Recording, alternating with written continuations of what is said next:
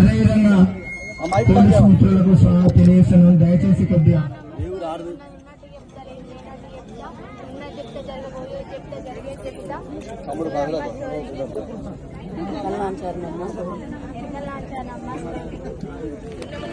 రాబోయే తరంలో నువ్వు మళ్ళీ సీఎం అవుతావని చెప్తున్నాను.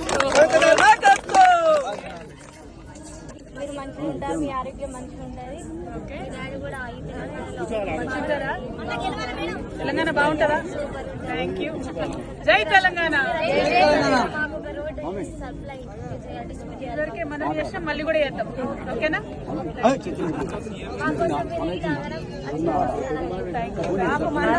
కృప ఎప్పటికే ఎల్లప్పుడూ ఉండాలి.